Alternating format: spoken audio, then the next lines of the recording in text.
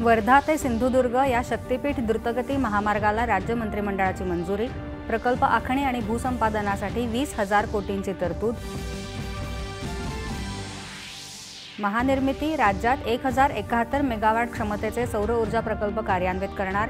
राज्यातल्या 3 लाख शेतकऱ्यांना होणार लाभ, मुख्यमंत्र्यांची माहिती। मुंबईत आयोजित संसद तसंच विधिमंडळांच्या अंदाज समित्यांच्या 2 दिवसीय राष्ट्रीय परिषदेचा समारोप। अंदाज समित्यांना अधिक बळकट करण्याची अपेक्षा मान्यवरांकडून व्यक्त। अंदाज समित्यांनी शिफारशी करताना हितसंबंधितांसोबत व्यापक चर्चा करण्याचा राष्ट्रीय संमेलनातील विचारमंथनातून निर्णय घेतल्याची लोकसभा अध्यक्षांची माहिती। ऑपरेशन सिंदूरनं भारताच्या दहशतवाद विरोधी धोरणाचा संदेश जगापर्यंत पोहोचवला। महात्मा गांधी आणि श्री नारायण गुरु यांच्यातील संवादाच्या शताब्दी सोहळ्यात पंतप्रधानांचं प्रतिपादन।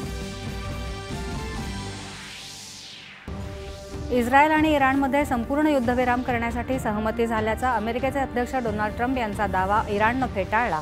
इस्रायलची मात्र युद्धबंदीला सहमती।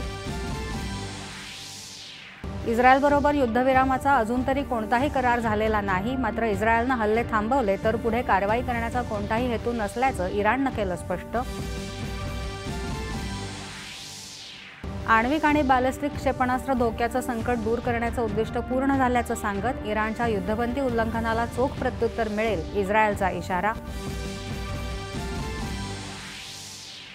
डोनाल्ड ट्रम्प यांनी युद्धबंदीची घोषणा करण्यापूर्वी कतार आणि इराकमधील अमेरिकेच्या लष्करी तळांवर इराणचे हल्ले, तर इराणनं केलेल्या क्षेपणास्त्र हल्ल्यात 4 इस्रायली नागरिक ठार। जागतिक पातळीवर तेलाच्या किमतींमध्ये 5 वर्षातील सर्वात मोठी एका दिवसातील घसरण, शेअर बाजारात तेजी।